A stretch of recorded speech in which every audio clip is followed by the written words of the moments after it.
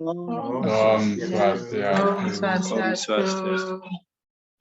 Bapak Ibu yang sangat saya muliakan, mari bersama-sama di hari suci ini, Mbak Geni, Nyepi tahun Saka 1944, kita syukuri secara bersama-sama. Semoga di tahun baru ini berbagai kesejahteraan, damaian bisa kita peroleh secara bersama-sama. Kaitannya dengan bab 5 Bhagavad Gita, Karma Samnyasa Yoga.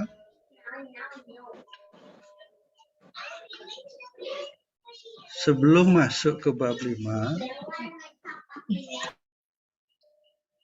ada yang bisa kita gunakan sebagai dasar untuk mendukung atau mengkaitkan isi dari bab 5 dengan tradisi agama Hindu kita, yakni pemahaman akan Trisarira dan kaitannya dengan upacara pengabenan, nyekah ya. Nah, di dalam konsep Hindu kita mengenal Trisarira. Jadi ada badan kasar, terus Stula Sarira, kemudian badan penyebab yaitu Suksuma Sarira, dan badan yang halus sebagai Antakarana Sarira. Nah, ketiga badan ini, jadi Stula Sarira ini terbangun dari Panca Mahabhuta, Akasa, Teja, Bayu, Apah, Pertiwi, kemudian Panca Tanmatra itu berkaitan dengan sabda, sparsa, rupa, rasa, dan ganda. Ya, kemudian ada Satkosa yang membentuk tubuh kita, yakni tulang, aduan itu otot, kemudian sumsum, ada mamsa atau daging, ada rudira atau darah, dan carma atau kulit ya. Nah, nanti kita lihat apa kaitannya dengan upacara perabuan ya, atau pengabenan, kaitannya dengan pembakaran jenazah. Kemudian pada Sukma Sarira ada 3 poin penting. Di sini ada pikiran yang bekerja mengatur fungsi indria kita, jadi pada panca budindria kita, dan 5 alat gerak kita. Ada tangan, kaki, ya, alat pelepasan, kemudian alat bicara.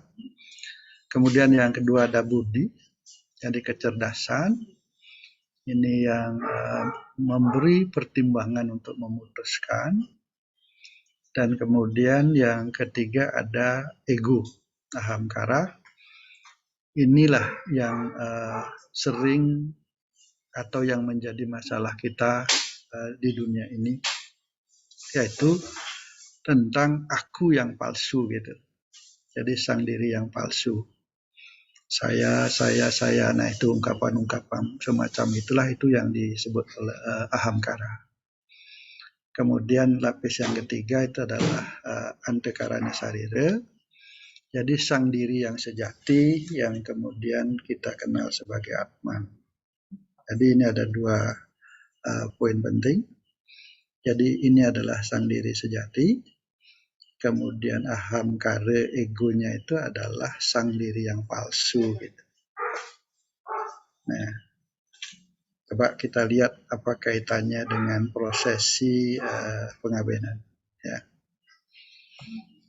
Nah, di dalam prosesi pengabenan, nyekah dan memukur, ini bisa kita kelompokkan pada sawa perteka, Jadi sawo wedana dan sawo perteka itu penyucian badan halus kita, setulus sarira kita, sebagai bekas atau kendaraan atman kita, ya.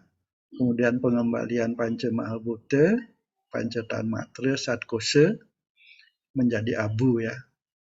Dan kemudian mengembalikannya ke sumber asalnya masing-masing, yang diakhiri biasanya dengan larung, ya, atau dibawa ke laut atau ke sungai yang bermuara ke laut, ya. Nah, kemudian yang kedua, nyekah dan memukur, ya. Ini termasuk dalam Atma Wedana yang berhubungan dengan penyucian sang Atman, antakarana sarira kita dari lekatan suksema sarira ahamkara ego itu, gitu. Nah, upacara nyekah dan memukur ini, jadi bukur itu artinya pintu surga, gitu. Jadi memukur ini adalah upacara untuk membukakan pintu surga, sehingga Atman itu bisa bergerak memasuki pintu surga. Itu makna pokok dari memukur. Kemudian ada nyekah itu, sekah itu adalah puspa, ya. Ada pepuspaan, ya, yang dalam wujud dilukis seperti tubuh, yang tidak lain sebenarnya itu adalah gambaran dari badan halus kita, gitu, yang masih membungkus Atman, yang kemudian pada saat nyekah ini dibakar, ya, dibakar. Jadi upacara nyekah dan memukur ini adalah upacara untuk membakar lekatan-lekatan ahamkara yang masih membungkus Atman, gitu.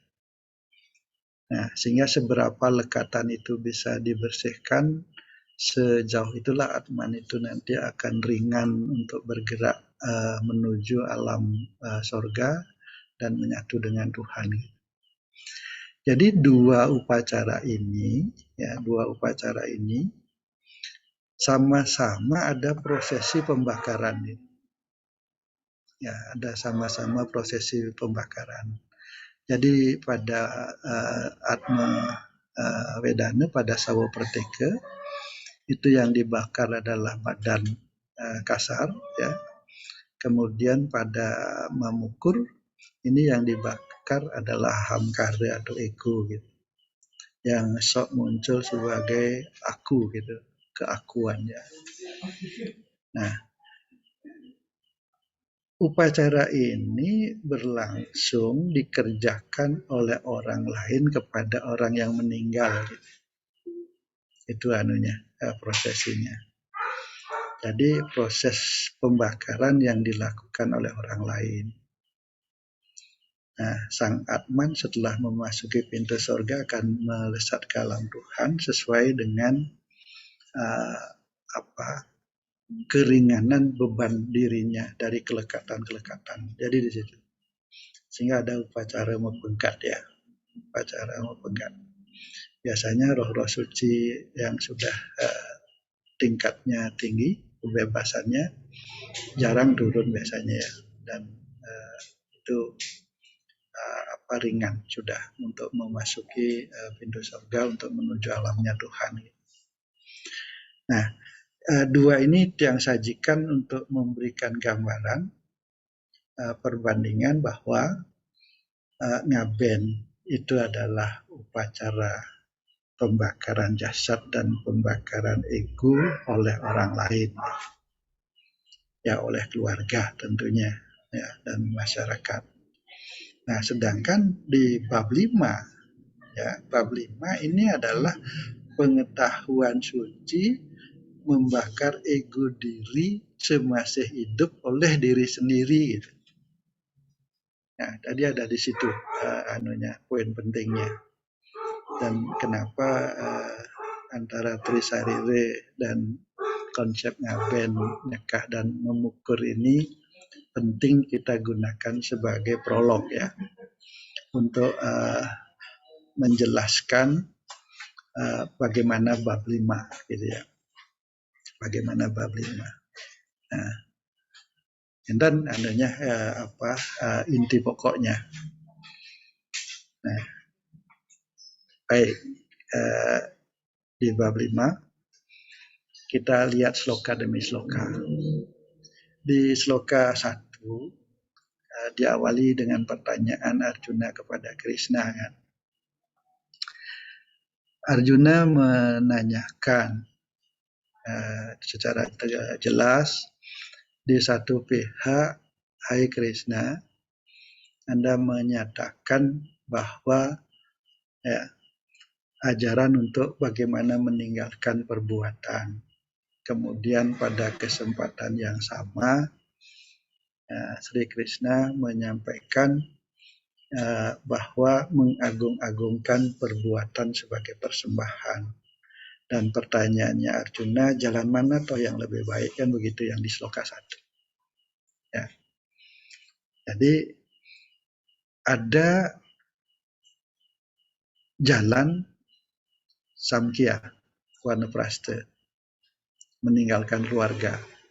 Ya. Pokoknya saya nggak mau ngurus cucu, saya nggak mau ngurus anak, saya harus meninggalkan itu. Gitu. Kemudian kalau perlu pergi ke tempat yang sepi, ya ke hutan itu. Jadi Vanaprastha itu yang dilakukan oleh seorang Samkhya, ya, meninggalkan keluarganya.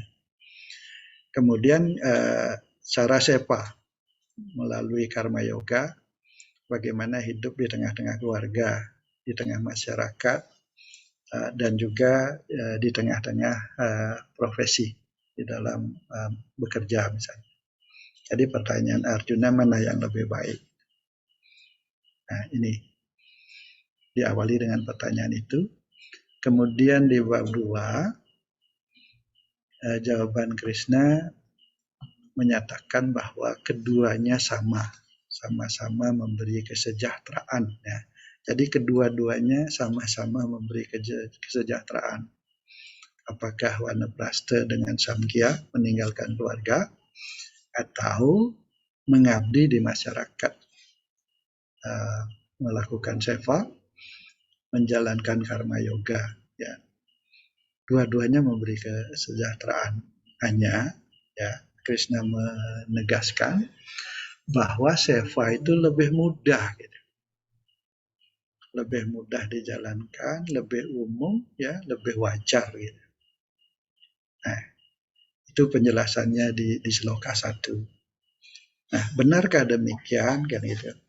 Benarkah bahwa jalan karma yoga itu lebih mudah, lebih wajar, dan lebih umum?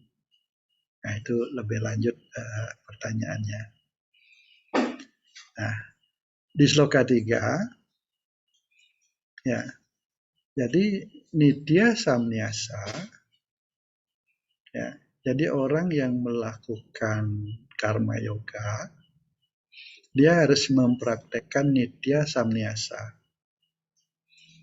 Jadi tidak boleh lagi iri hati pada orang lain. Ya. Kemudian tidak mengharap-harap. Nah, itu disiplin yang harus dijalankan oleh seorang karmin, ya. Nah, ini saja sudah persoalan tantangan yang cukup berat, ya, untuk dipraktekkan. Selalu sesuatu yang luhur, yang tinggi itu pasti memang tantangannya berat, gitu. Jadi berbuat sekecil apapun, apalagi perbuatan besar, ya. Kadang-kadang perbuatan kecil aja pasti mengharap-harap ada sanjungan, ada pujian, gitu. Nah, itu harus dihindari oleh seorang yang menjalankan nitya samnyasa, gitu. Ya. Kemudian bebas dari ikatan-ikatan duniawi. Mana? Ini ikatan duniawi. Ini akan menarik kaitannya dengan Trisarire tadi. Jadi yang bebas dari ikatan duniawi itu adalah jiwanya, gitu, atmannya. Ya, jadi egonya itu tidak terikat lagi oleh itu. Ya, bagaimana badan, mata, telinga, ya bekerja, tentu akan bersentuhan dengan duniawi, gitu. Tapi bagaimana tersentuhnya atau bersentuhannya mata, telinga, hidung, ya, dan pengecap ini, atman itu tidak terpengaruh, gitu. Nah, kunci-kunci pentingnya memang ada posisi di situ. Kemudian bebas dari dualisme. Ini lagi, ya, sulit sekali untuk bisa bebas dari senang susah, ya, kemudian sedih, gitu. Apalagi siang malam itu ya sudah sangat mengikat kita. Ini tantangan disiplin yang harus dijalankan oleh seorang yang menjalankan karma yoga, ya, yang samnyasa, ya. Makanya samnyasa karma yoga, ya. Latihannya ini sungguh-sungguh rumit ya untuk menjalankan nitya samnyasa, kemudian bebas dari ikatan, bebas dari dualisme. Inilah yang tadi di awal yang sebut sebagai praktek membakar diri dalam hidup, gitu. Jadi sudah ngaben, sudah nyekah diri di dalam hidup, gitu. Nah, tapi paling tidak menurut yang pengetahuannya dulu paham, ya. Mempraktekkannya itu mungkin akan terjadi proses yang bertahap, ya, yang bertahap. Ini di sloka 3. Kemudian di sloka 4, ya, Krishna menegaskan orang yang kecerdasan spiritualnya tidak berkembang, mengatakan bahwa antara wanaprastha, meninggalkan keterikatan pada perbuatan, dan seorang karma itu memberi hasil yang berbeda. Ya, barangkali ada yang demikian, ya, mengatakan bahwa wanaprastha itu dengan melakukan samnyasa murni itu lebih luhur daripada dengan melakukan karma yoga, gitu. Sehingga di sloka 4 itu ada penegasan seperti itu. Jadi disebut dikatakan kecerdasan spiritualnya tidak berkembang, gitu. Ya. Nah, tentu pernyataan ini mengimplikasikan bahwa sesungguhnya itu adalah salah, gitu. Ya, sesungguhnya itu adalah hal-hal yang tidak benar kalau mengatakan bahwa samnyasa murni untuk wanaprastha ke hutan itu lebih luhur daripada karma, gitu. Karma yoga, ya. Ya. Jadi orang yang bijaksana, orang yang sudah menjadi pandita, nah ini. Jadi mari hati-hati kalau sudah disebut pandita, gitu, itu harus betul-betul bijaksana, ya. Sudah nggak boleh marah, nggak boleh lagi nuntut ini itu pandita, gitu. Dalam konsep Bhagavad kita jelas sekali. Nah, seorang pandita, orang bijaksana, ini adalah orang yang memantapkan praktek spiritualnya di dalam salah satu, ya, jalan dengan baik, gitu. Maka ia akan memperoleh hasil dari keduanya. Nah, ini persoalan kita ada di situ. Apa kemantapannya yang tidak jelas, gitu, ya. Jadi keraguan-keraguannya mana mau memilih samnyasa murni, juga tidak berani. Kemudian memilih karma yoga yang murni, samnyasa karma yoga yang murni juga belum, gitu. Nah, di sini ada semacam challenge, ya, tantangan dan mengingatkan bahwa jika akan ingin menemukan itu, silahkan memantapkan praktek spiritual di salah satu ya pilihannya. Tapi tadi di depan dinyatakan bahwa karma samniasa itu lebih mudah gitu. Ya. Jadi ada pandangan yang keliru ya bahwa meninggalkan kewajiban kerja dengan cara pergi bertapa dengan samkhya ke hutan akan memberi kebahagiaan yang lebih tinggi gitu, daripada mengabdi di masyarakat. Gitu. Ada pandangan yang keliru itu dan Krishna jelas menyatakan itu adalah pandangan yang keliru ya. Jadi sebaliknya bijak dan mantap memilih apakah ajaran samkhya atau karma. Nah, ini challenge-nya ada di sini, tantangannya ada di situ. Seberapa kita sudah memantapkan diri untuk memilih di antara samkhya atau karma ya. Jadi samkhya karma yoga gitu. Nah, nampaknya tadi di depan juga dinyatakan samkhya karma yoga itu lebih memungkinkan dipilih oleh kebanyakan orang daripada samkhya murni untuk melakukan wanaprastha lepas betul ke hutan gitu ya, menjauhkan diri dari ikatan masyarakat, kemudian keluarga gitu ya. Jadi menjadi seorang pertapa itu di sloka 4 itu jelas sekali dinyatakan seperti itu. Nah, kemudian di sloka 5 pencapaian yang diperoleh melalui samkhya yoga sama hakikatnya dengan karma yoga gitu. Hakikatnya sama.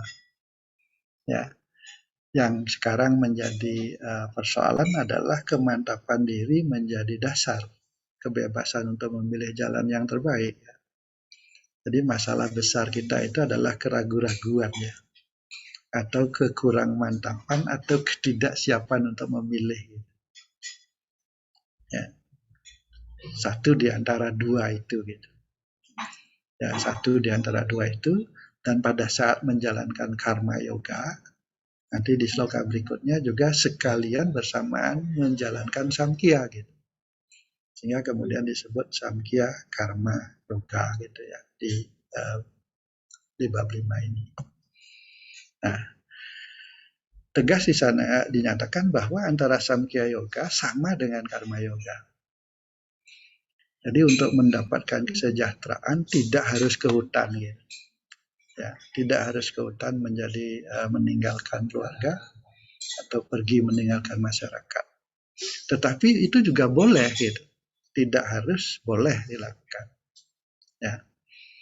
Nah, kira-kira kalau Pak Made Sumi meninggalkan ibu, diizinkan tidak ya kita untuk ditinggalkan pergi? Gitu. Kayaknya juga akan masalahnya rumit gitu ya, sulit gitu ya. Kalau seorang suami mau meninggalkan istrinya, meninggalkan anak cucunya, kemudian pergi, apakah diizinkan ya? Apakah sebebas itu untuk bisa?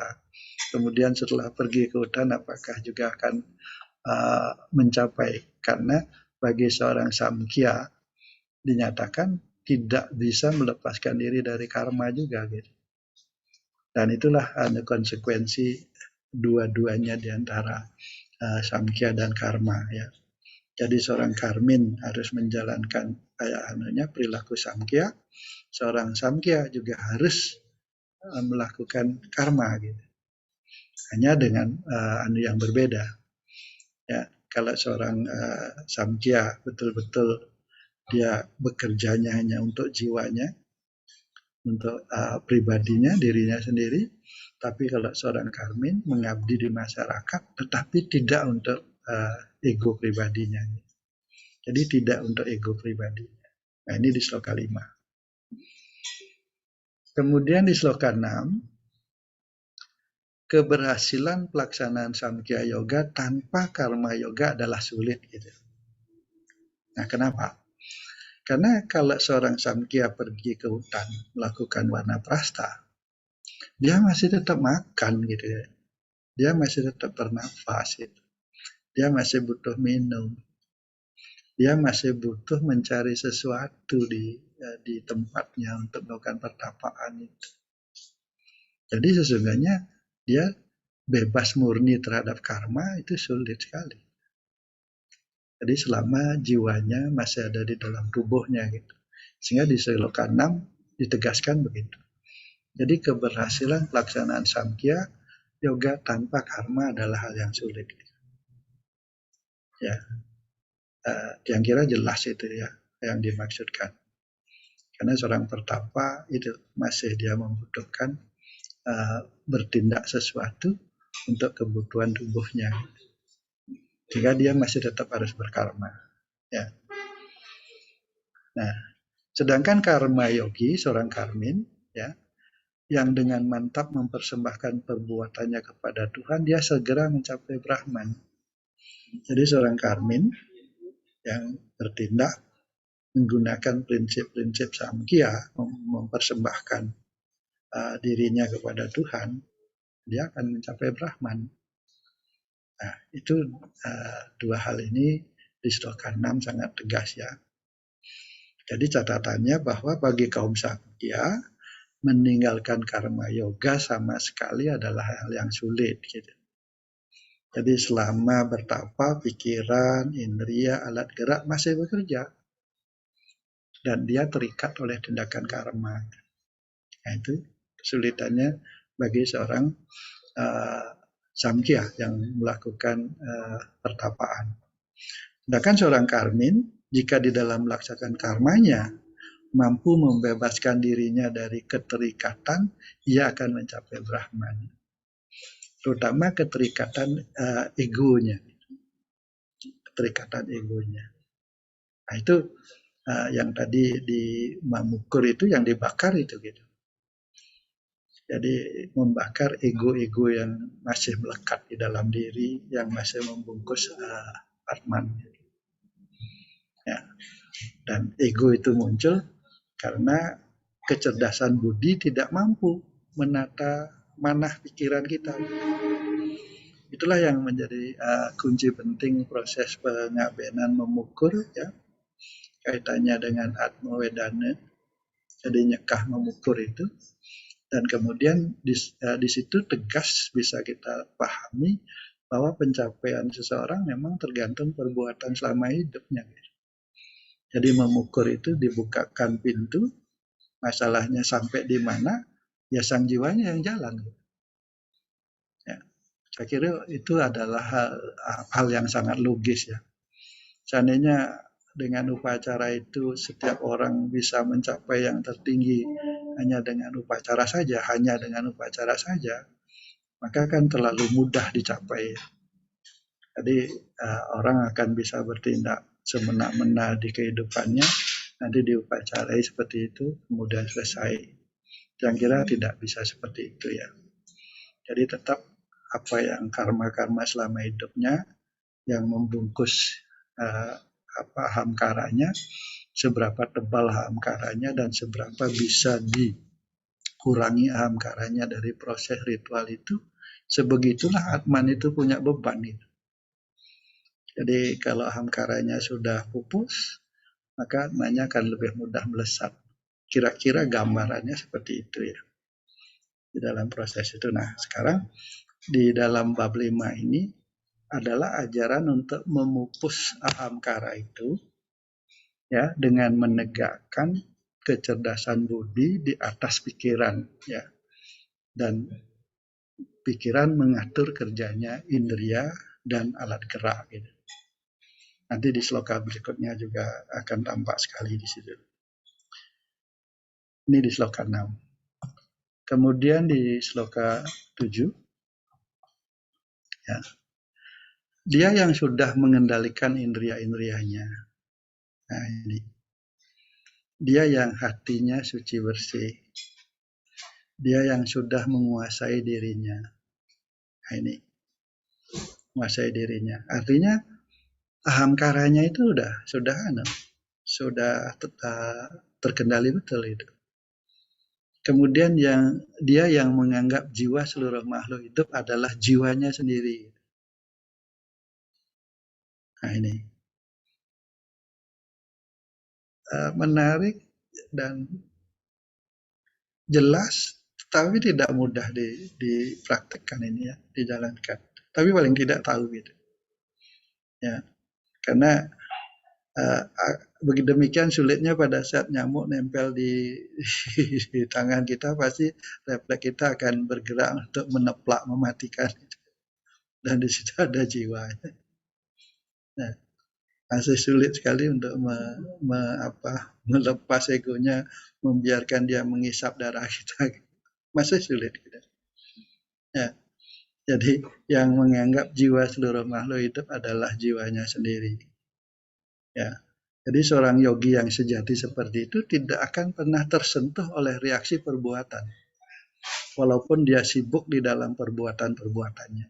Nah ini, karena ada rahasia sekali di situ. Bagaimana Atman berdiri dalam kesadaran, tidak terpengaruh oleh ahamkara. Ya, bagaimana Atman ya, berdiri sebagai kesadaran tidak terpengaruh oleh ahamkara di dalam bertindak. Gitu. Jadi dia melakukan tindakan tidak atas egonya. Ya, dia melakukan tindakan, kita melakukan tindakan atas tindakan saja yang bebas dari keterikatan ego. Gitu. Coba renungkan baik-baik ini agak membutuhkan perenungan yang agak tenang untuk memahami itu, ya, sehingga nanti memungkinkan kita tidak ada dalam keraguan untuk bertindak dan juga tidak ada kekhawatiran dalam bertindak. Karena apa? Selama bertindak itu kita akan selalu sering dihadapkan pada dualisme, ya, antara baik buruk, nanti orang suka dan tidak suka, itu akan selalu, ya. Di dalam bertindak melakukan karma itu akan selalu berhadapan dengan itu. Seperti apapun kita baiknya melakukan tindakan, pasti akan menemukan dualisme itu gitu. Nah sekarang bagaimana bebas dari dualisme itu? Itu di sloka di depan kan sudah dimunculkan ya. Jadi kesadaran seorang yogi ini adalah membakar ego diri gitu. Jadi asal apa yang dilakukan tidak atas motif ego sendiri, ya, dan itu dilakukan sebagai persembahan seorang karmin gitu ya.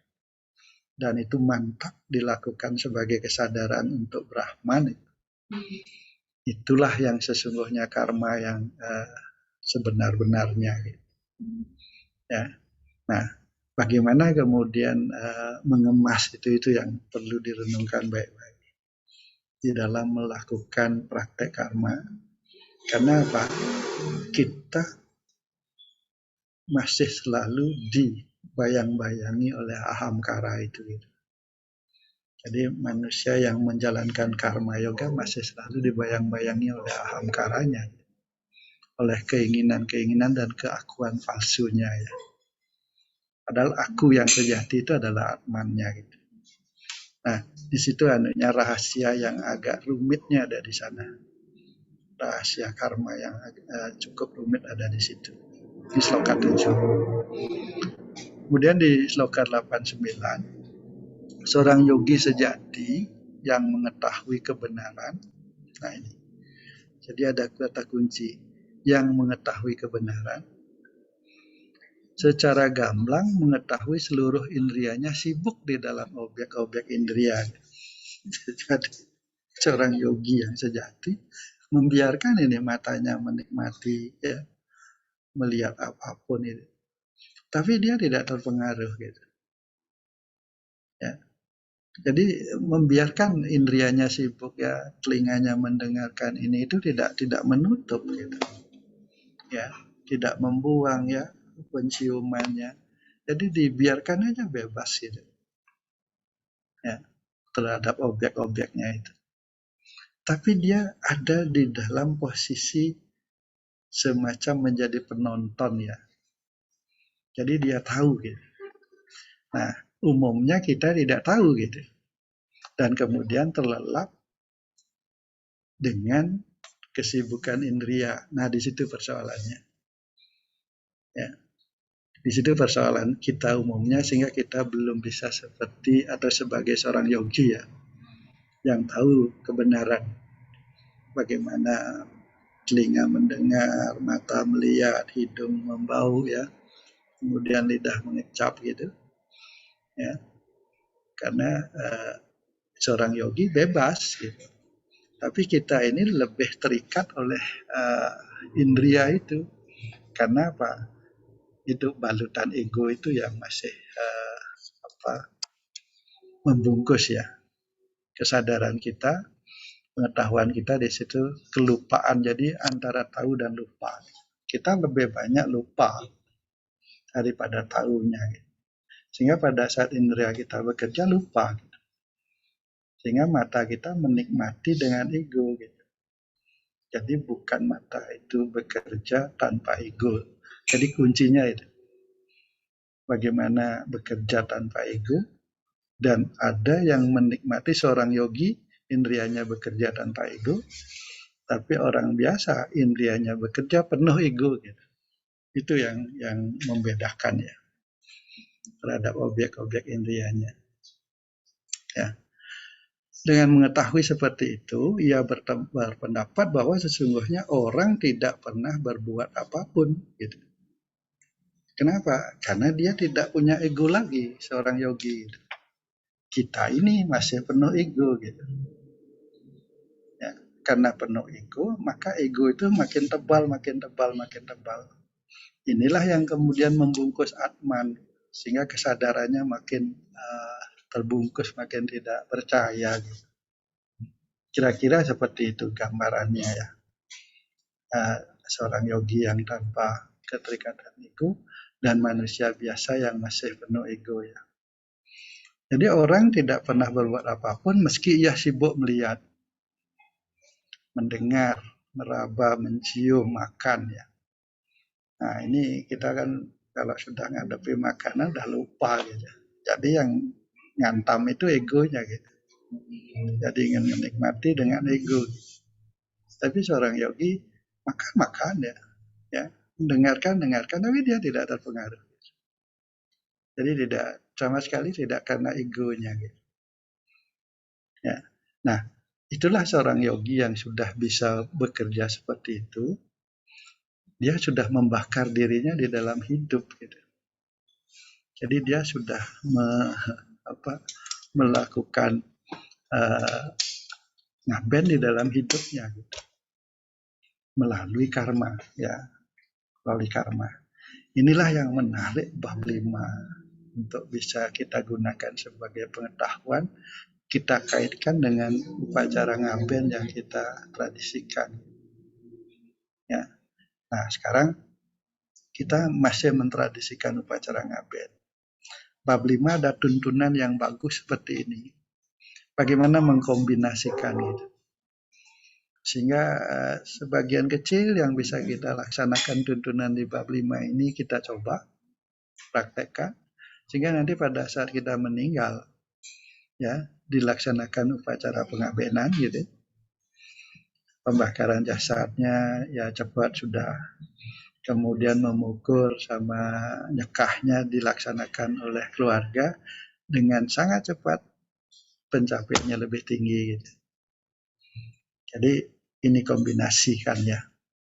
Karena rasanya masih jauh kalau ingin sudah saya nggak usah dihaben, saya akan bisa membakar diri sendiri sekarang di dalam hidup ini. Mungkin secara teori bisa, tapi masih cukup dalam tanda petik masih cukup berat ya untuk menjalankan itu, untuk betul-betul bebas dari kelekatan ahamkara itu. Ya. Jadi di sini berbicara aja ini saja yang dari kemarin Pak Made Sumiarto memberi tugas. Minggu depan Pak Putu menjelaskan itu. Wah itu sudah di telinga dia sudah tergetar ya. Bagaimana saya harus menyiapkan.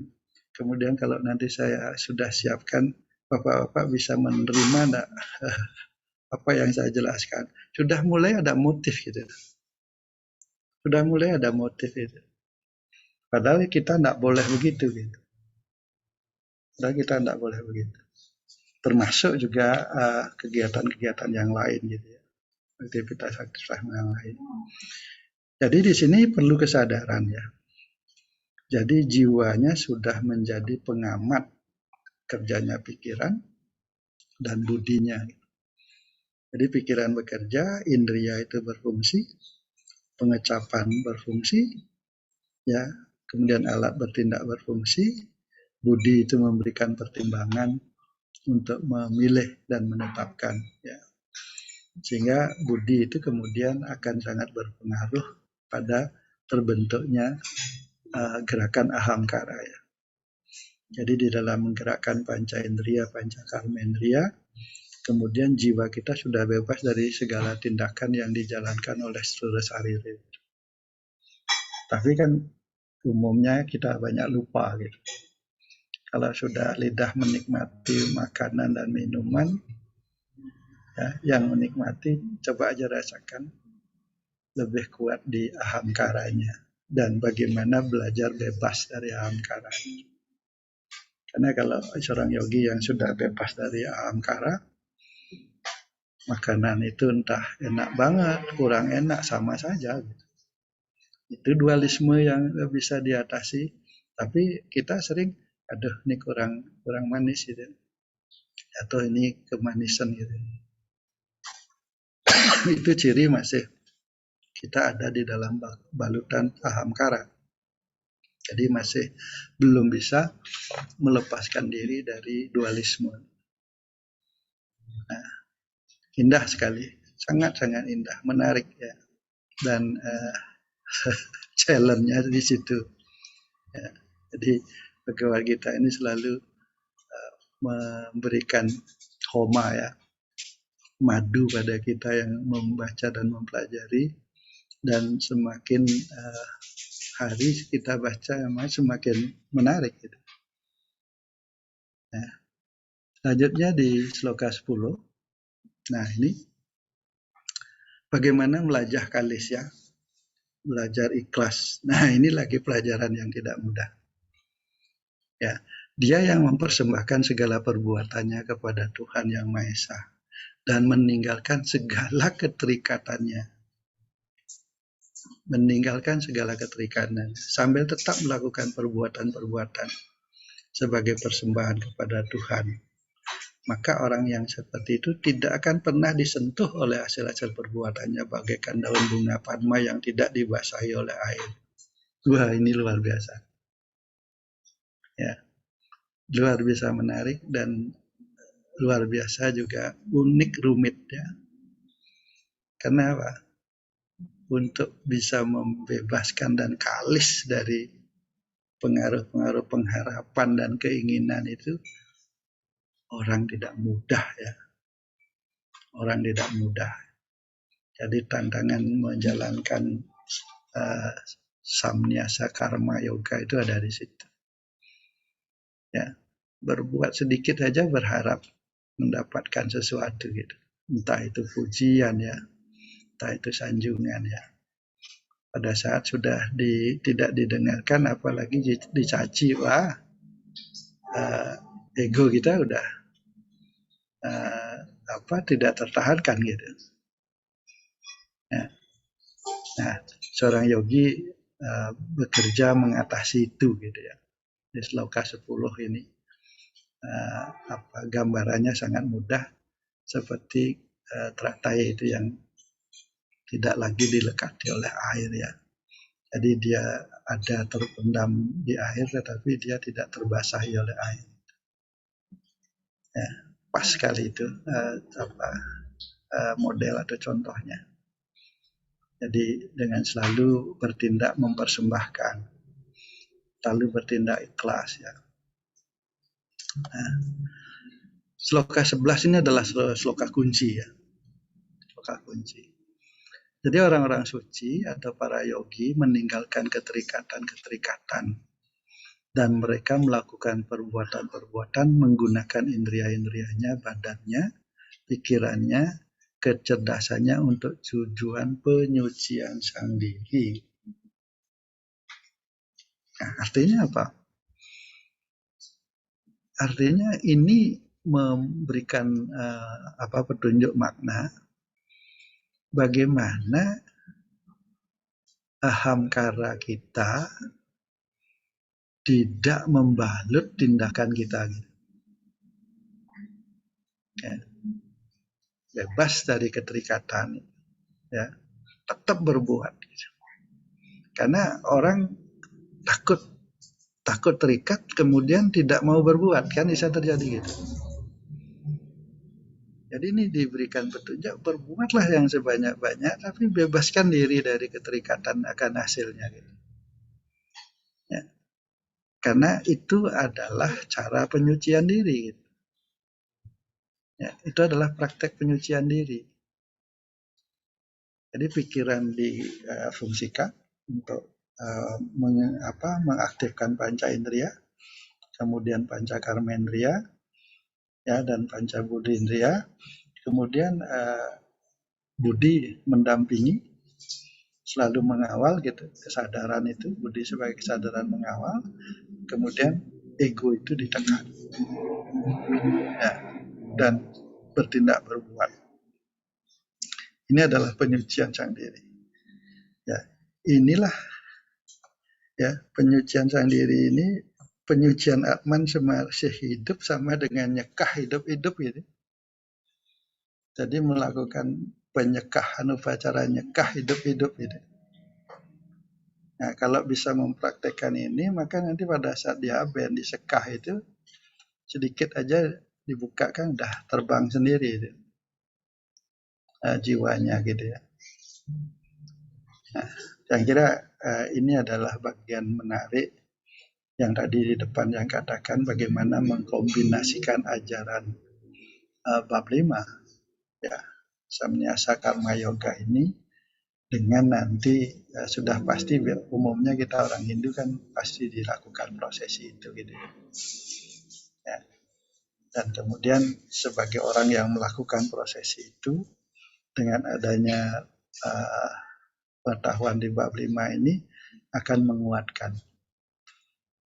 menguatkan bagaimana melaksanakan itu sehingga yang diupacarai itu mendapatkan hasil kemanfaatan yang sempurna gitu ya. Nah, ini sloka 11 ini sebagai sloka kunci. Kemudian di sloka 12 ini lebih kepada penguatan ya, penjelasan. Jadi seorang karma yogi yang tekun melaksanakan perbuatan sebagai persembahan kepada Tuhan, dia melakukan tugas kewajibannya, meninggalkan hasilnya, ya. Kemudian dia mencapai kedamaian abadi. Ya. Kita ini kan sering tidak menemukan kedamaian karena di dalam bertindak selalu mengharap gitu. Ya, selalu mengharap. Jadi sebenarnya sebuah tindakan yang dilakukan pasti akan memberi hasil tanpa perlu diharapkan kok. Tapi pikiran ego kita itu menyelinap terus membayang-bayangi agar pengharapan-pengharapan itu dimunculkan. Itulah persoalan spirit kita ada di situ. Persoalan kita membangun spiritualitas ada di situ.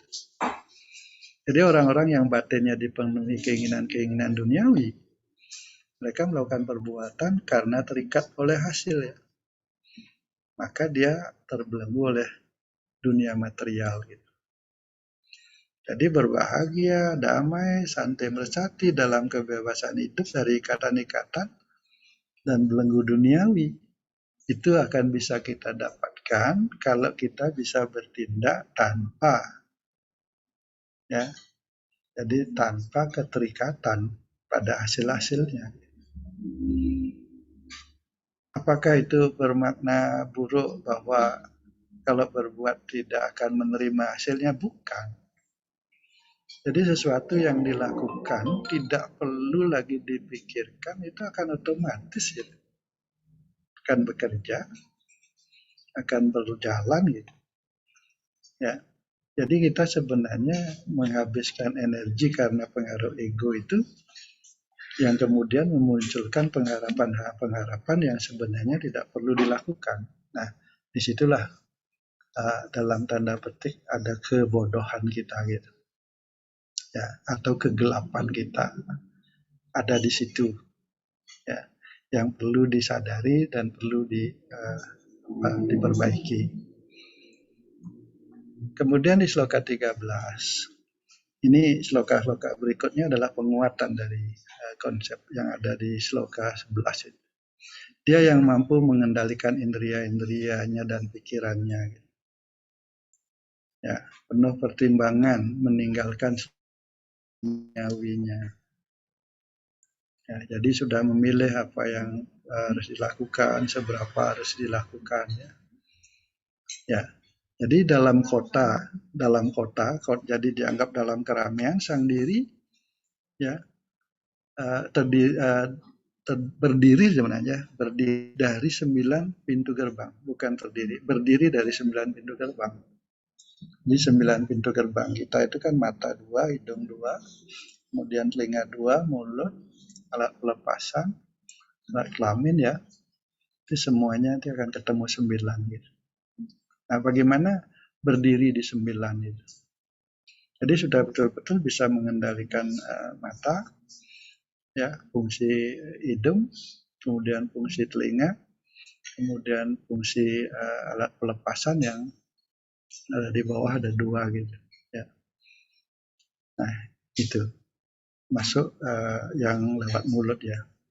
Jadi kalau sudah bisa berdiri di situ, di 9 pintu gerbang itu, maka sang diri itu tegak gitu. Ya. Jadi tanpa diragukan mereka akan mantap berada di dalam sang dirinya. Sang diri itu Atman itu gitu. Jadi bukan sang diri ahamkara. Nah ini menarik sekali. Jadi sang diri palsu itu adalah ahamkara. Sang diri sejati itu Atman. Jadi pada saat orang bisa meniadakan ahamkaranya, sang diri palsunya, maka sang diri sejati yang muncul. Gitu. Jadi ya, kuncinya di situ. Pada saat orang ahamkaranya mendominasi, maka sang diri sejatinya akan terbungkus dan tertenggelamkan. Gitu. Jadi bagaimana budi, ya, kecerdasan kita bekerja memberikan pertimbangan pikiran untuk mengaktifkan indria dan alat gerak untuk mengontrol ahamkara ini. Jadi konstelasi pokoknya permainannya ada di situ ya. Di sloka 14, Tuhan Yang Maha Esa tidak menciptakan kesalahpahaman umat manusia sebagai pelaku ya. Jadi kita ini adalah elemen yang digerakkan oleh Tuhan ya. Dan sering kita kan beranggapan bahwa kalau ada orang berbuat sesuatu terhadap diri kita gitu, itu adalah sesuatu yang dilakukan atas katakanlah motif tertentu gitu. Nah, sering kita sebenarnya salah memahami. Jadi sebagai sebuah konstelasi gerakan karma itu, ya, seperti nyamuk, dia datang ke kita, karmanya menggigit ya, itu. Jadi setiap ciptaannya itu punya apa, karmanya sendiri. Dia akan bekerja berdasarkan karmanya.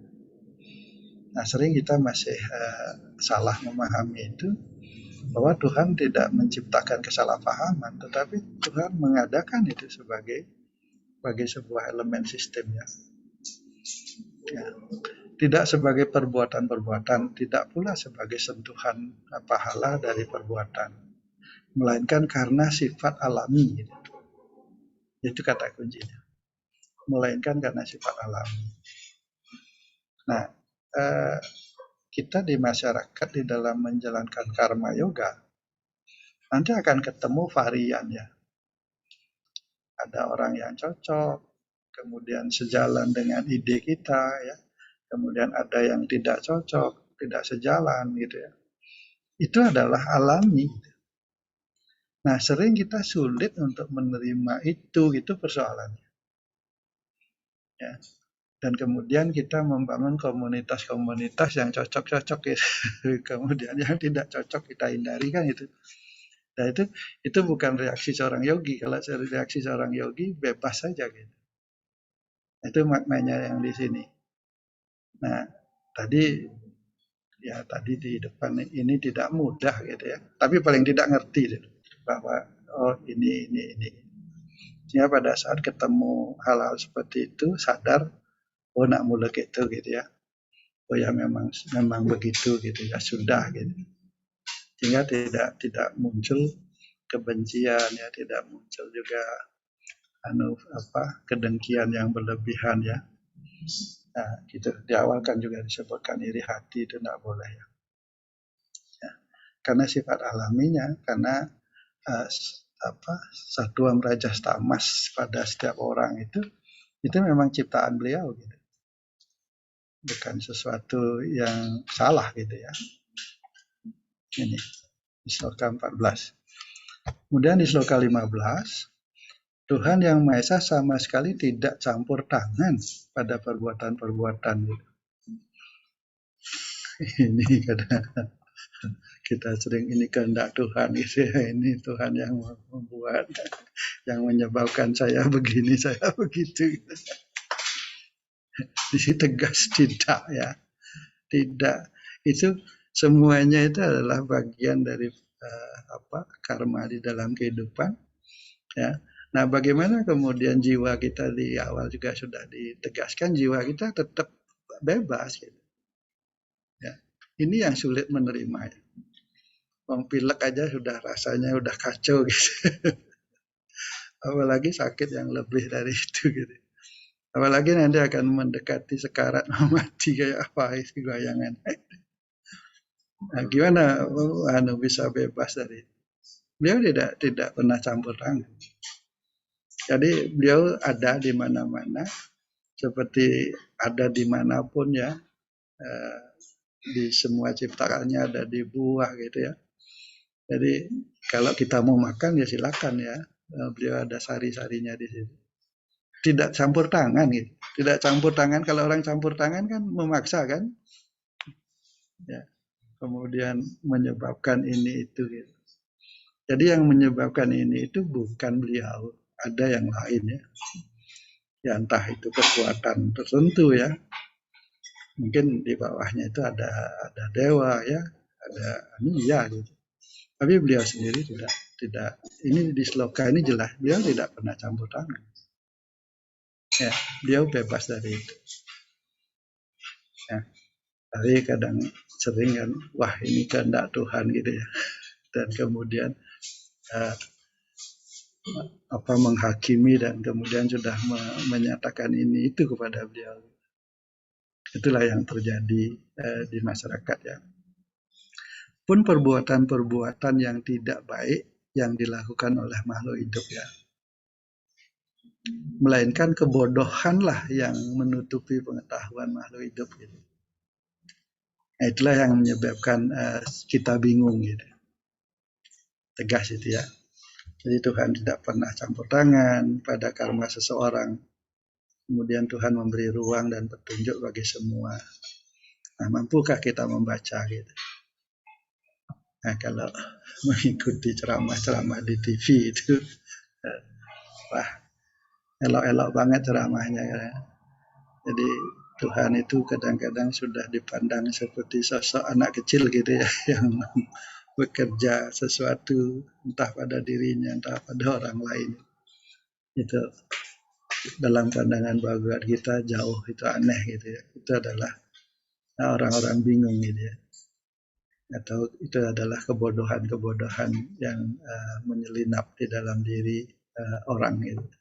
Karena ini tegas di sloka 15 ya. Kemudian di sloka 16, mereka yang sudah membinasakan kebodohan itu dengan pengetahuan suci, ya itu. Maka pengetahuan suci itu bagaikan matahari gitu. Dengan sinarnya yang terang benderang menyinari kebenaran tertinggi. Yang kira inilah yang kita cari. Jadi belajar bersama itu untuk menemukan ini. Jadi mendapatkan darsan, gitu. Darsan, tunjuk. Karena hukumnya Haji Budi kan selalu mengatakan ya gelap pikiran manusia, gelap rasanya dunia ini kan. Jadi pada saat kita tercerahkan, oh ini dah, oh itu dah, oh ini dah. Paling tidak mulai tahu, mulai kenal gitu ya. Perkaranya tadi di depan yang sampaikan, bisa nggak ngelakoni gitu ya. Oh ini, oh ini baru bisanya segini. Tapi itu sudah paham gitu. Nah, mudah-mudahan dikit bisa gitu. Dan mungkin juga dengan banyak berdialog, nah, kayak tulisan Prabu kemarin kan bagus sekali. Nah, selfie di Nyepi itu kan bagus sekali. Jadi bagaimana selalu mulak sarire ya. Jadi dari tulisan Prabu itu inspirasinya harusnya selfie-nya tiap hari gitu ya. Mulat sarirenya harusnya setiap hari. Gitu. Nah, yang kira dengan ketemu tiap minggu seperti ini, saya senang karena apa? Ya sekalian juga selfie bersama gitu. Oh ini, oh ini, oh itu gitu. Saling memberitahu ya, saling mengasah gitu, saling menuntun. Ya. Nah, sloka 17, mereka yang khayalannya telah dihapuskan oleh ilmu pengetahuan suci, diberkahi dengan kecerdasan spiritual, tekun bermeditasi pada sang diri yang ada di dalam. Keyakinannya sudah sangat mantap, ya. Dan dia yang berlindung sepenuhnya kepada Tuhan, membakar dosa-dosanya melalui ilmu pengetahuan. Jadi ini kalau dikaitkan dengan upacara-upacara pengabenan tadi itu jelas itu. Kuncinya adalah mengaktifkan pikiran, ya, mengaktifkan pikiran seaktif-aktifnya di bawah kendali kecerdasan budi untuk menekan ahamkara. Nike aja kalau udah bisa membakar nike, ngaben ampun itu di hidup nih. Ya, udah di situ udah nyekah diri udah gitu. Yang kira sloka-sloka berikutnya menguatkan nike. Ya, nike dulu Pak Adi. Ini sampai 17 dulu. Pak Bud, dulu dilanjutkan.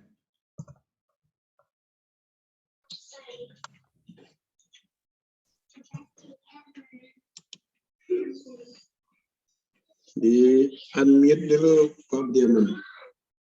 Pak Bud masih mute.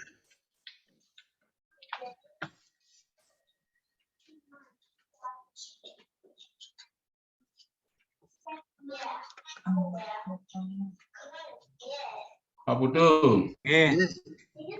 ada di masyarakat seperti gini. Kalau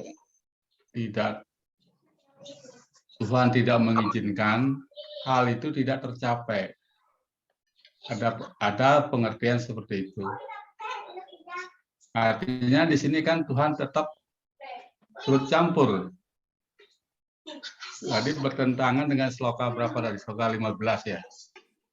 Sloka 15. Ada pengertian seperti itu. Kalau Tuhan tidak mengizinkan, atau kalau Tuhan yang mengizinkan, hal itu pasti tercapai. Artinya yang dia maksud, di sana kan Tuhan tetap campur tangan ya, dengan perbuatan-perbuatan kita.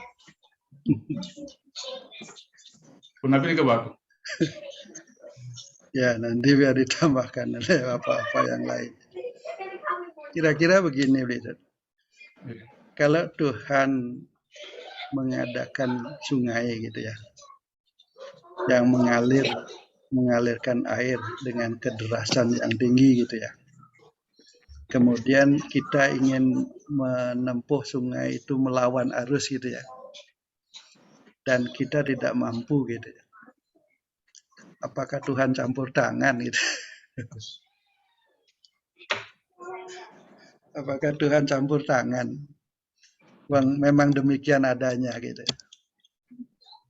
Dan kitalah yang belum punya ruang untuk menerabas itu gitu. Jadi definisi itu keliru berarti ya? Iya, Definisi yang kita bangun itu.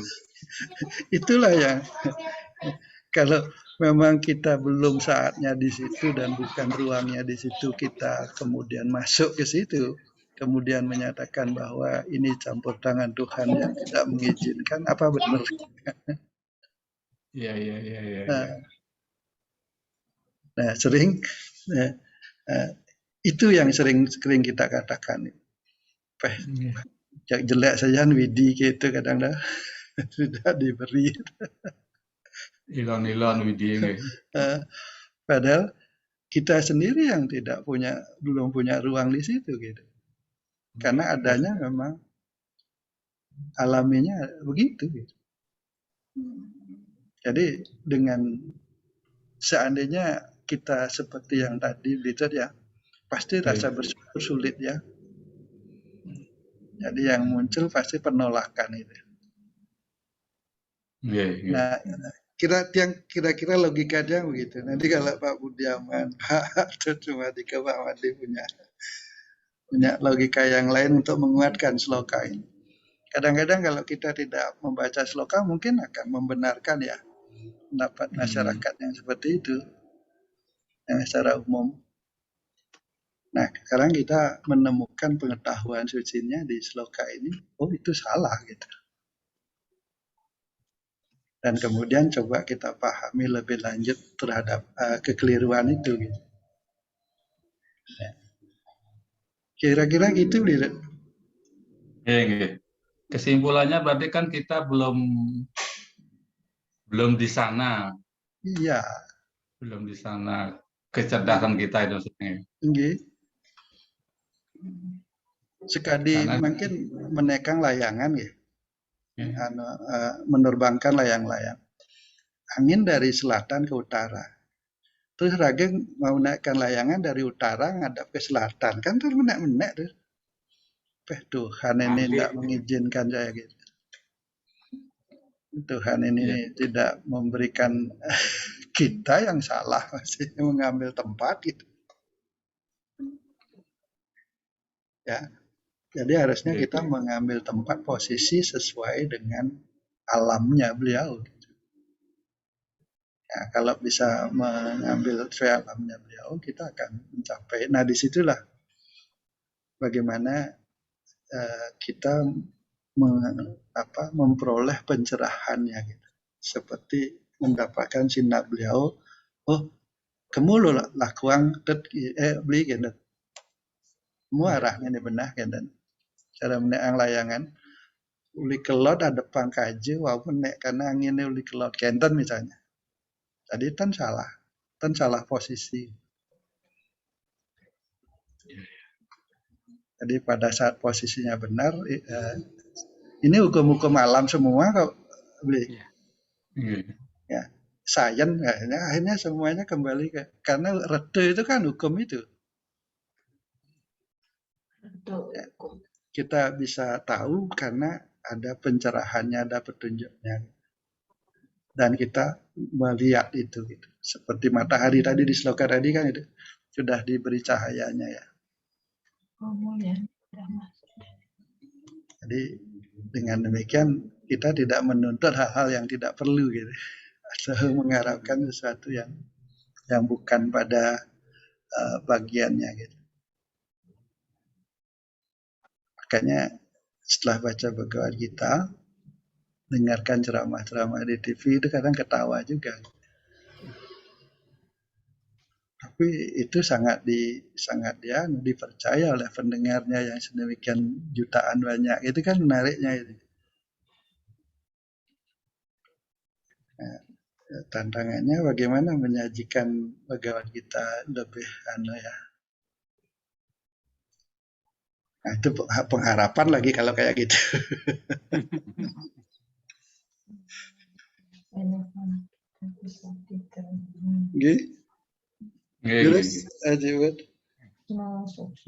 Matur suwun semua Ki Panji, Prof Panji atas penyampaian secara gamblang gitu ya, dan detail banget terkait dengan bab 5 ini sampai sloka 17. apa yang disampaikan Pak Ketut tadi memang hampir semua umat ya, semua manusia di bumi ini kayaknya kalau itu Tuhan merestui atau Tuhan mengizinkan akan terjadi. Ini cenderung juga kita nanti bisa menyalahkan Ida Sengawidi itu, menyalahkan Tuhan apabila tidak terjadi. Itu memang logikanya salah kayaknya itu. Benar apa yang disampaikan Bertentangan dengan ya, sabda bertentangan ya. Jadi logikanya ego kita yang lebih kuat jadinya gitu. Mungkin kelihatannya seperti itu. Tapi bagus sekali kita mengingatkan ke kita, pertanyaan Pak Ketut tadi itu bagus sekali sebetulnya. Mengingatkan kita bahwa jangan seperti itu kita berharap sekali jadinya bahwa Tuhan akan merestui kita gitu kan. Apa yang sebetulnya yang harus kita lakukan tanpa ada pengharapan sama sekali, itu jadinya penuh harapan itu. Ya luar biasa. Yang sedikit ini berkaitan di awal-awal tadi tentang pengabenan itu, sebetulnya kalau ngaben itu sebetulnya orang lain yang berkarma di situ ya, yang sang palatro Ya. kan tidak ada karma lagi di situ ya. Karma wasana itu sebetulnya diperoleh dari sekarang ini sebetulnya masih kita hidup ini ya. Jadi apakah dengan doa-doa itu kemudian apabila karma wasana tidak juga memenuhi syarat untuk sampai itu, apa bisa dibantu oleh doa-doa tadi dengan upakara tadi, Prof. Nah, ini agak sulit kan ya dijawab. Oke, asumtif ya, asumsinya bisa gitu ya. Tapi sampai batas apa gitu, karena kualitatif banget ya. Kualitatif banget ya. Nah, sampai apa bisa ya, karena kita juga mempercayai doa kan bisa membebaskan ya, mengurangi ya. Kemudian, nah seberapa tebalnya juga gitu ya. Seberapa tebalnya ahamkaranya itu pada yang membalut atman kita gitu ya. Tapi paling tidak kalau makin sudah mulai diskusi seperti ini, ya yang kurangin gitu. Tebalnya itu.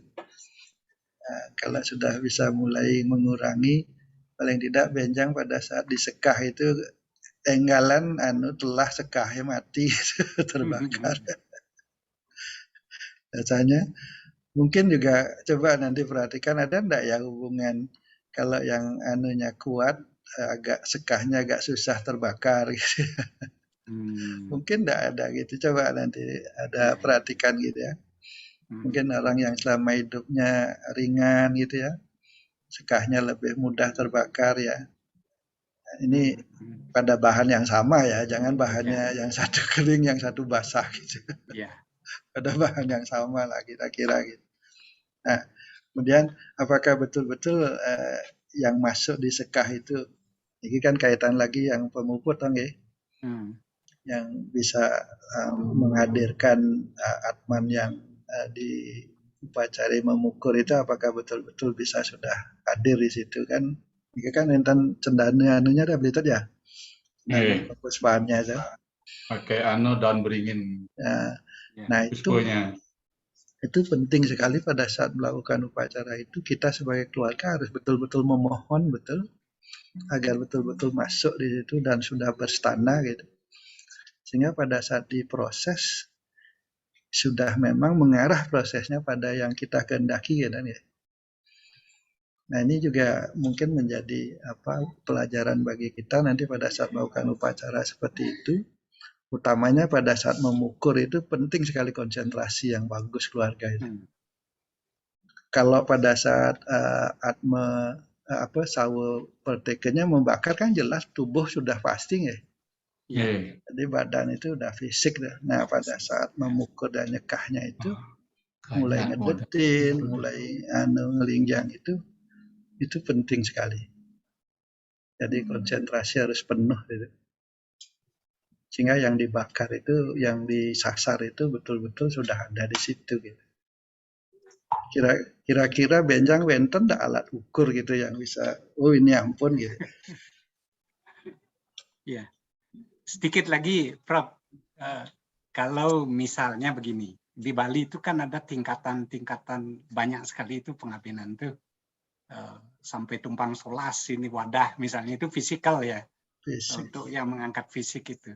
Nah, ada nggak perbedaan pencapaian oleh tingkatan upacara itu terhadap ininya Sangatman yang meninggal? Yang ada. Soroh itu. Dia Saya pikir pandangan dia manusia. kalau itu yang menghendaki yang meninggal malah nambah beban, Pak. Nama beban ya. Tapi kalau itu yang berkehendak keluarga yang mengupacarai gitu ya, itu mungkin lain ceritanya ya. Karma mereka. Ya, tapi kalau ada besok kalau saya mati tolong buatkan wadah tumpang solas Nah, anu ngewahin benih. Dalam sentana. Sudah ngewahin dah itu. ini. Nah, Kalau dari bab 5 itu kan sebetulnya tidak ada itu. tidak ada itu. Ya. Itu Dan badan manusia. Benar? jika lebih kepada bakti keluarga dibuatkan, tapi kembali ke wadah ya. Namanya wadah gitu. Tempat Pakai peti kecil bersih wadah juga namanya. ada. Ya. Kemudian tegang nih yang kalau tumpang solas apa itu kan memang ada seni ya, agar pelampiasan emosi sebenarnya lebih. Berarti ego. Kembali lagi ego yang ini biar kelihatan agung kan. Ya. Oh, yang itu. Dan kemudian itu ada sosial di masyarakat. Ya nampun nak puri enten kenten jelek ucapan kadang-kadang ya masyarakat itu kan itu yang menjadi faktor-faktor pencetus ya. Ya. Masa muntung lah sing anu gawe nang apa pacara anune paletare ini gendan kadang ucapannya. Itu yang memancing gitu. Kalau tidak memiliki kesadaran pengetahuan yang kuat pasti terbawa gitu. Pasti terbawa. Ya. Lah. Kalau di India, Semua. di India kan cuma dibakar aja, Iya, betul. bakar. Bahkan jenazahnya cuma dibawa pogo, ditutup kain gitu ya. Bakar udah. Nggih, Gitu kembali juga banyak sih dimensinya nggih. Yang genten-genten liunak nonton gitu. Tulis rawuh lain lagi ceritanya gitu. Ego lagi. Ya. Dimensi-dimensinya berkembang. Mungkin sedikit Pak Budut yang berkaitan dengan Atma Wadana dan Sawa Wadana. Kalau Sawa Wadana itu kan sudah jelas yang dibakar itu badan kasar. Itu dikatakan yang baca buku itu adalah manusiatnya. Sedangkan nyekah itu tadi yang dibakarlah ego. Ego itu kan tidak bisa dilihat, tidak bisa diraba. Maka itu digolongkan menjadi dewoyatnya. Sehingga di sini jelas perbedaannya antara Sawa Wadana dengan apa tadi? Atma Wadana.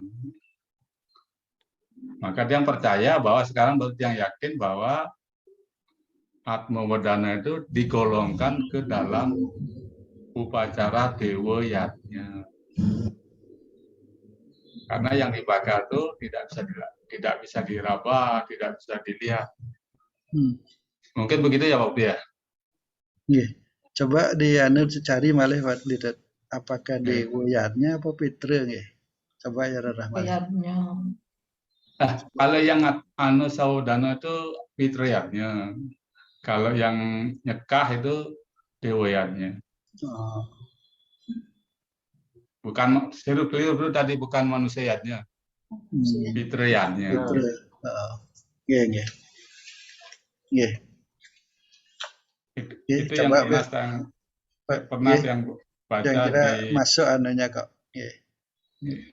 Coba nanti yang nak lingsir diskusikan nih kali. Kadang-kadang kan keliru dikatakan bahwa nyekah itu adalah fitriyatnya. Yang sebenarnya nyekah itu adalah dewoyatnya. Kemudian ada perbedaan lagi, banyak yang membedakan antara nyekah dan ukur. sebenarnya menurut yang pernah yang baca juga itu ada sama antara nyekah dan memukur. Mukur. Karena kalau nyekah itu biasanya orang-orang biasa yang menyatakan, sedang kalau mukur itu adalah golongan, bukan golongan ya, Rahmana. ya kaitannya dengan kasta lah nih.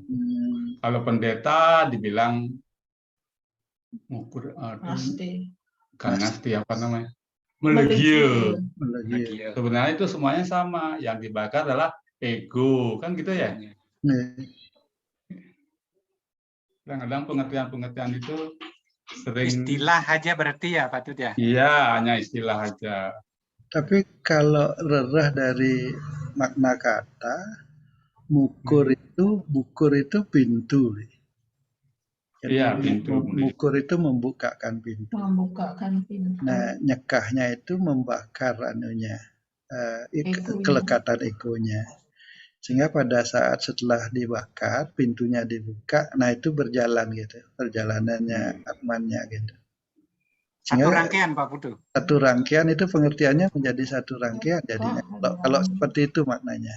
Dengan ngerolas. Jadi dibukakan, kemudian itunya dibakar, kemudian dilepas ya anunya untuk bergerak sesuai dengan ininya ya, wasananya ya, dekatannya.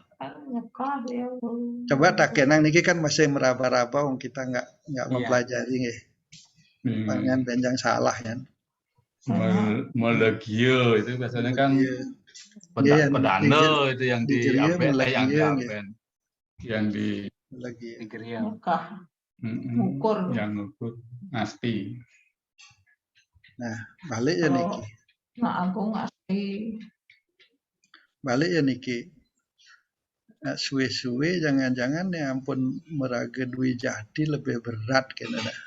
Nak liunan payasan makin ya ampun lebih perande gitu. Keterikatan dunianya lebih besar.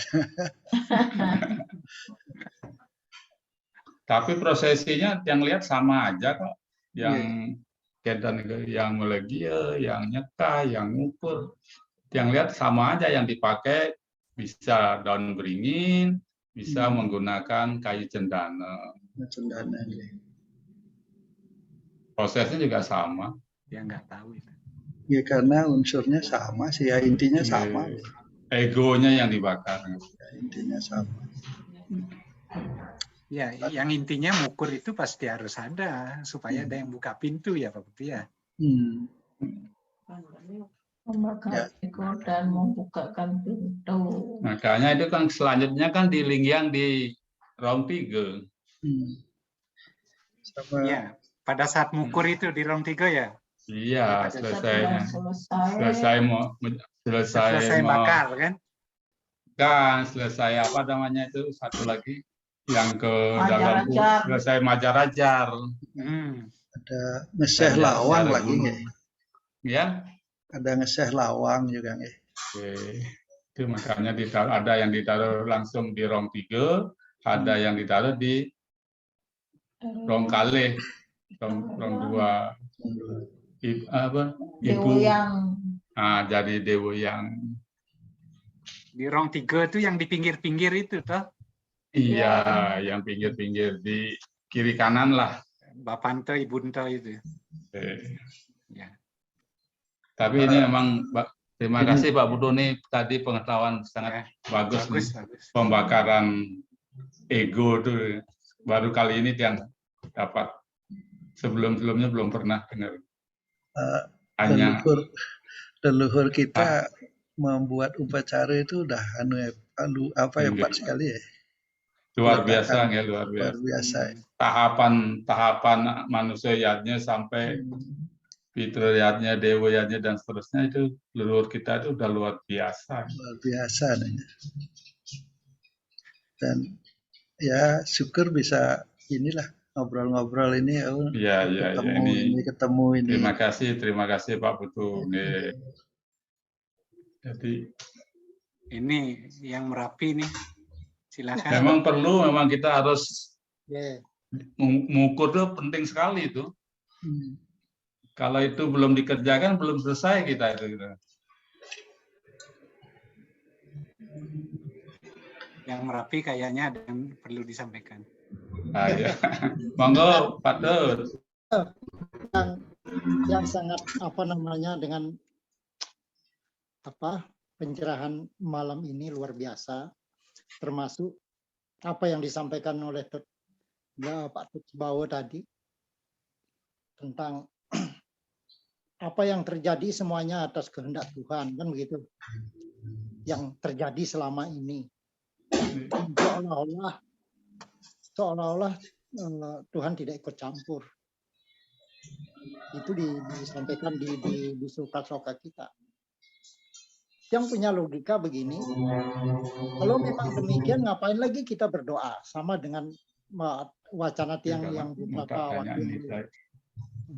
Toh Tuhan sudah tahu sendiri apa yang kita butuhkan, sudah diatur, ngapain lagi kita berdoa. Barangkali logika tiang begini, selama ini kan kebanyakan terutama tiang bermainnya masih di level manas, belum sampai ke level budi.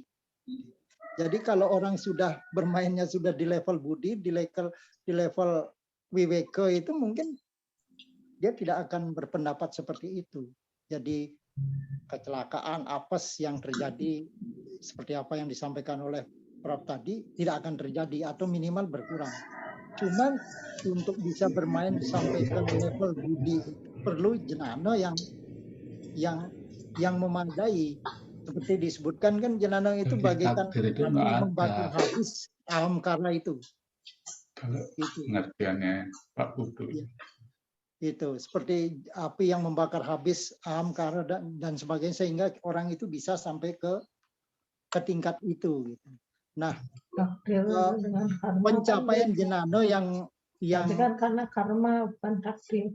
Ya, pencapaian jenano yang sampai tingkat kita ini, contohnya hari ini kita mendapat banyak sekali peningkatan terutama tiang, termasuk tadi yang dikatakan ketika kita nyekah itu yang sama seperti Pak Tutsbawo, baru kali ini kita dengar juga, gitu.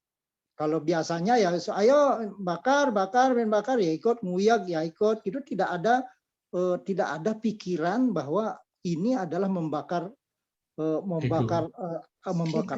membakar ahamkara, membakar kosa-kosa, itu tidak ada gitu, pikiran ke sana. Gitu.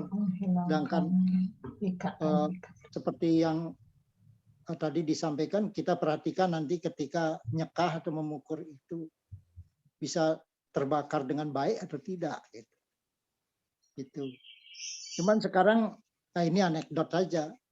Di Bali kan kalau orang nyekah membakar nikah sekarang sudah tidak pakai korek, pakai seperti las itu loh, kompor yang kecil itu.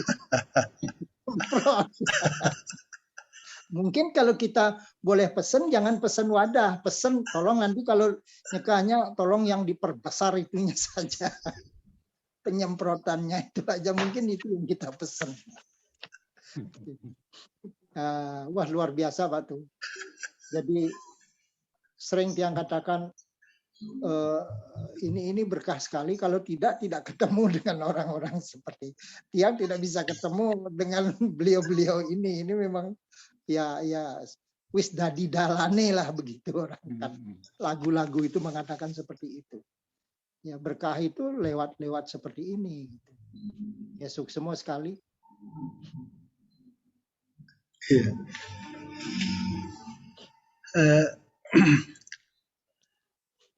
Tadi sering pada saat nyekah itu keluarga itu kurang serius kadang-kadang mengerjakan itu. Dan juga tadi mungkin lebih ke proses fisik ya, itu kan sebenarnya itu kan doa itu yang tidak tahu maknanya. jadi keingin itu yang harus dikuatkan ya, katakanlah pakai kompor yang disemprotkan silakan lah ya, tapi ininya juga harus jangan hanya tangannya sama kompornya. Yang penting habis gitu.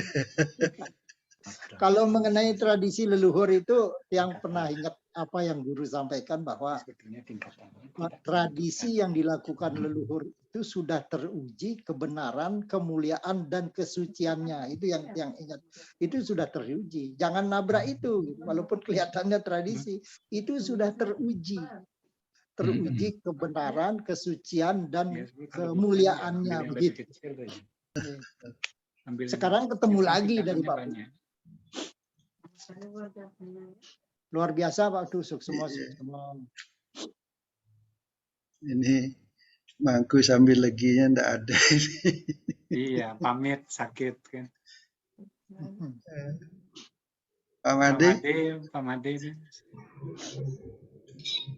Ya, dengerin aja.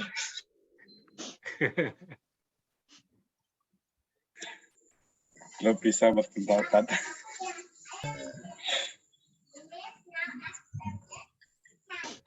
Yang Pak Made itu ya itulah kira-kira ya. Nah, nanti bisa ndak jalankan ya. Sedikit Pak Putu.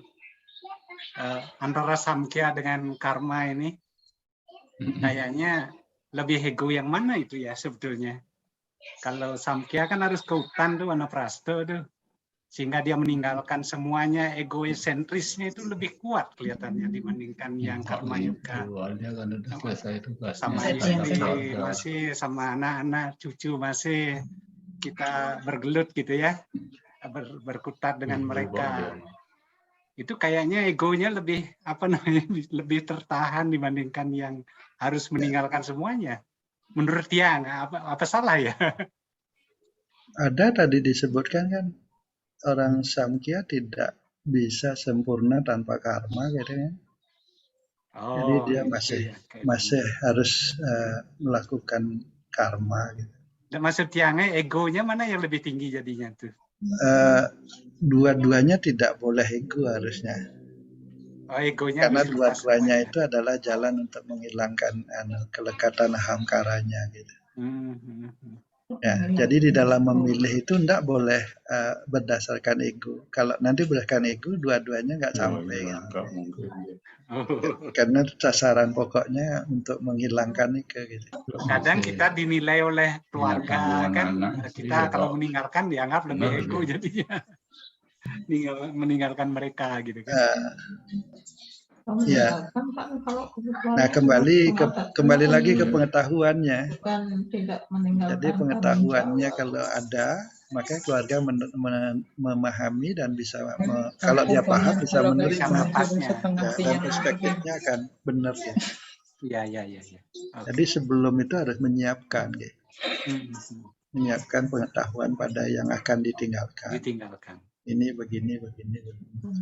Yang sempat berpikir terkait dengan apa yang disampaikan Haji Budiaman itu, kalau orang para yogi itu dia kan tidak nyata-nyata semata-mata kelihatannya melakukan seva karma yoga, walaupun sebenarnya dia di sana tetap melakukan karma yoga untuk memenuhi kebutuhan dasarnya. Tetapi itu kan untuk dirinya sendiri, gitu awalnya. Kemudian dia seperti yang dikatakan di bab 1 itu, mana yang lebih, kan pilihan kita di seva itu tadi Prof. Putu mengatakan bahwa lebih mudah dan lebih wajar kan gitu. Cuman yang sempat berpikir begini, memang para sannyasin itu, para pertapa itu kelihatannya ego, tetapi setelah beliau mencapai suatu tingkatan tertentu, beliau bisa berbuat lebih banyak daripada orang lain, misalnya menciptakan kedamaian dunia. Mungkin begitu hayalan Tiang. Mungkin beliau setelah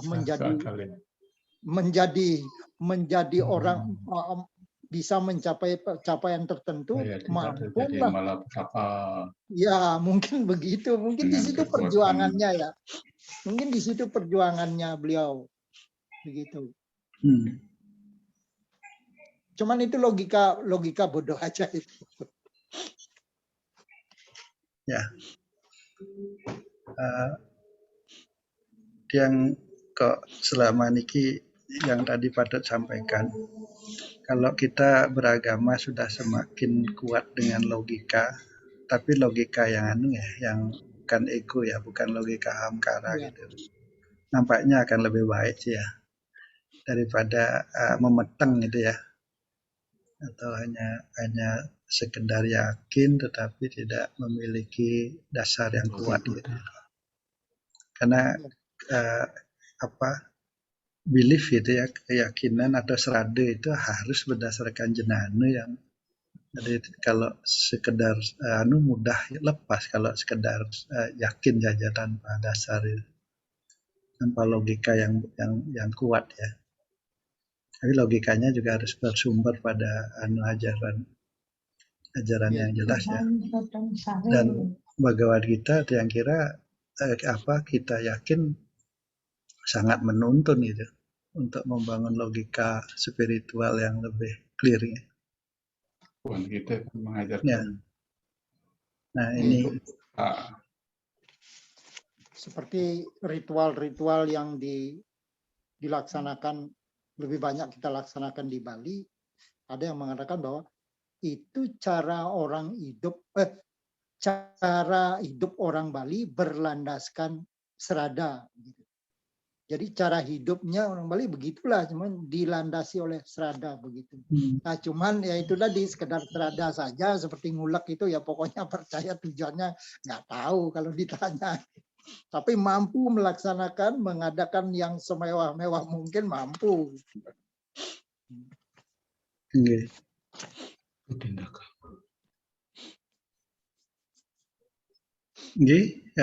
Yang Kendon, lurus Pak Bud.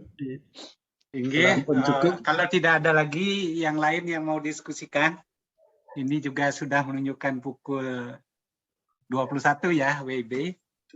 Kita lanjut begitu. Kalau tidak ada, kalau masih ada silakan diskusi. Kita lanjut dengan 15 loka. Bab 6. Inggih. Diana. Masih ada? Enggak. Ampun. Okay. Ampun. Oke, jadi kita lanjut ke